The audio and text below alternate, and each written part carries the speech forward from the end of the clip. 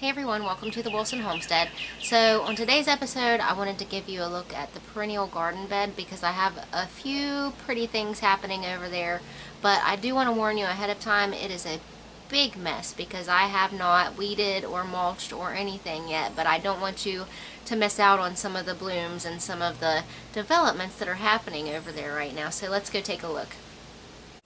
So I have a couple pots over here by the perennial bed. I have some chocolate mint in a pot. You don't want to plant this stuff in your garden or anything because it will take over. And I will show you an example of that in just a second. And then I have spearmint over here, which the spearmint hasn't been quite as vigorous as the chocolate mint. I mean, look at that. It is filled out already. And this one is kind of spotty right here in the front. But I'm sure it'll fill out and catch up. I have some cute columbines right here. Look how pretty those are. Just a really pale purple. So pretty. Look at that pollen. There's a couple more back here. Let's see if I can give you a look at these.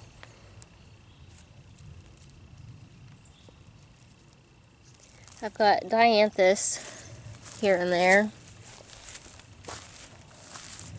They're not doing a whole lot. These are older plants, so they might just need to come out. I have a variegated weigela here. I bought this from one of those, this was before I knew better. I bought it from one of those crappy plant catalogs that you get where you can, like, they tell you, oh, if you order $80, you get $40 off. And that's where this came from. And I've had this, gosh, for probably 3 or 4 years. And I mean, it's like hardly doing anything. So, I don't know. I thought it was going to die. You can see over here, all of this part of it died. So, I don't know.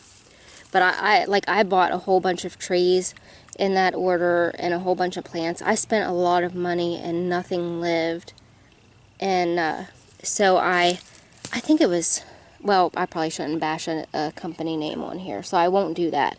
But you know what I'm talking about. You always get these catalogs in the springtime that have those deals in them. But anyway, I contacted the company and I told them, you know, like, only 2 of my plants out of that entire order survived.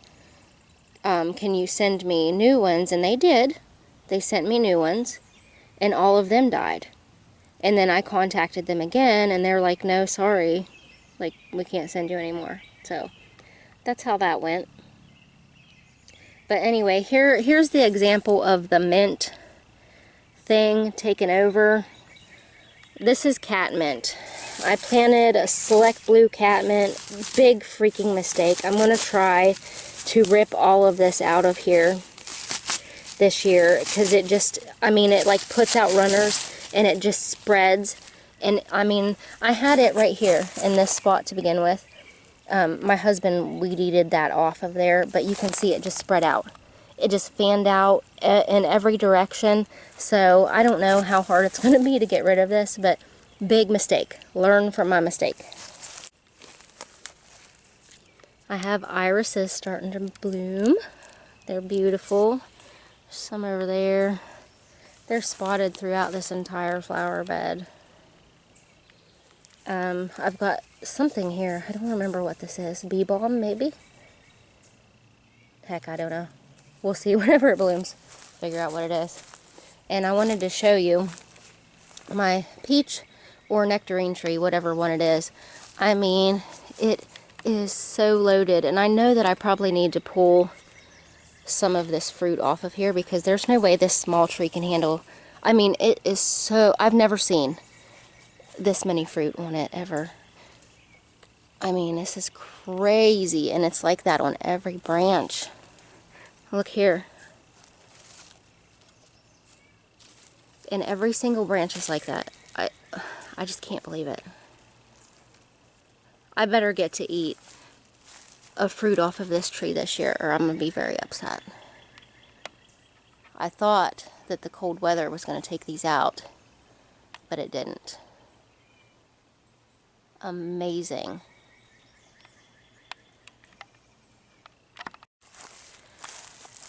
I have some Sweet William over here getting ready to do its thing, and a nice bunch of weeds back there.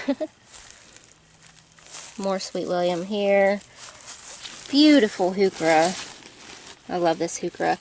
This is either Purple Palace, or there was another one that I started from seed too, but I think this one's Purple Palace. I'm pretty sure. I'll have to look back in my notebook to see what were the two kinds that I started.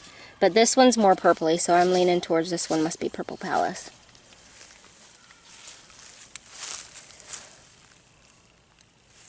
Got some more irises here.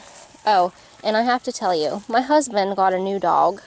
She's a brute. Like, she's like a 75-pound bloodhound. And she has decided that this perennial bed belongs to her. She digs holes in it, and she also likes to poop here. And also, I came out the other day, and I have this beautiful obelisk here. And she decided to eat one of the bottom rungs off of it. Bless her soul. Oh, I was mad. So hopefully she leaves the rest of it alone. Look, you can see that she chewed it some up here too. Grr. I love dogs, but like, I love my garden too. But like, she brings some garbage in here too. I have some mulch sitting over here, and she decided to, you know, open it up, of course, and try to help me in the garden, spread it out a little bit, but she missed the garden. She just put the garbage over here.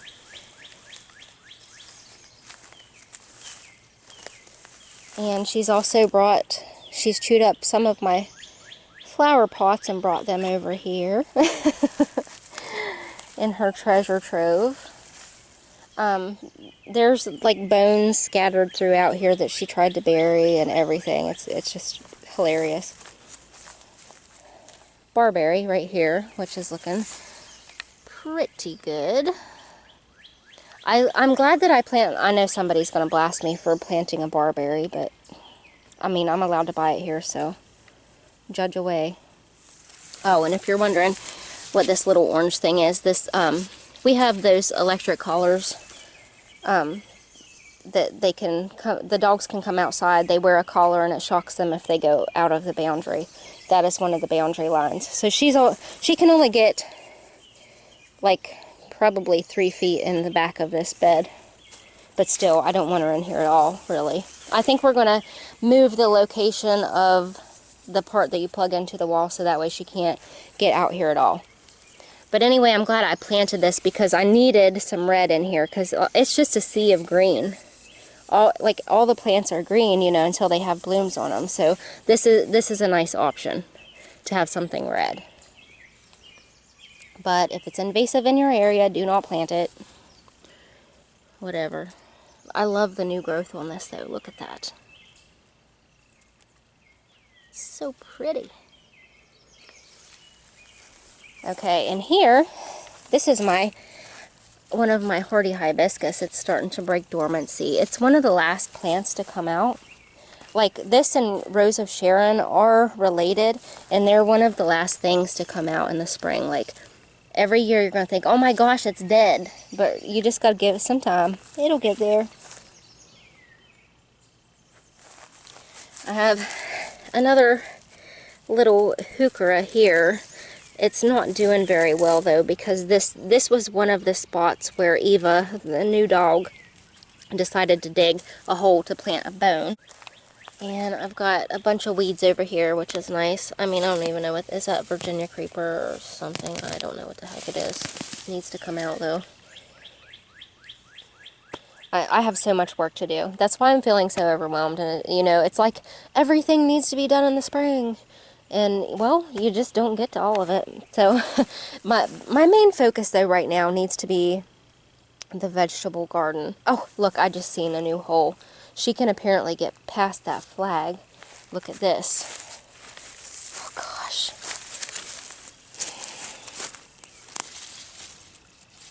That is a deep hole, too. Good grief.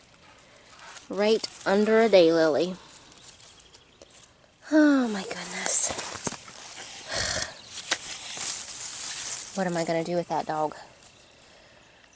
Anyway, you can see it's a wild mess. I'm glad that there's a lot of plants in here because, you know, there's only so much space for weeds to grow in here.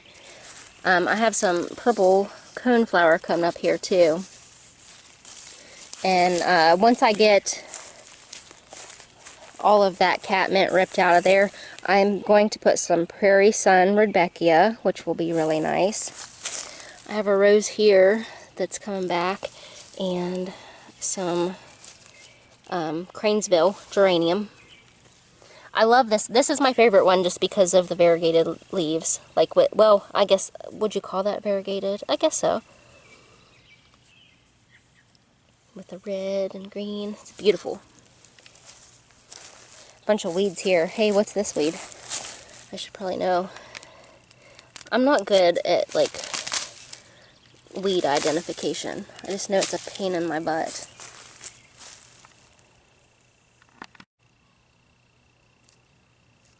I also wanted to give you an update. On one of my previous videos, I showed a kitten, and I said that we had this wild stray mama cat that came here and just kept pumping out kittens all the time. Well, my daughter caught her in a trap earlier this week, and we took her and got her fixed. So she will not be procreating anymore, which is awesome.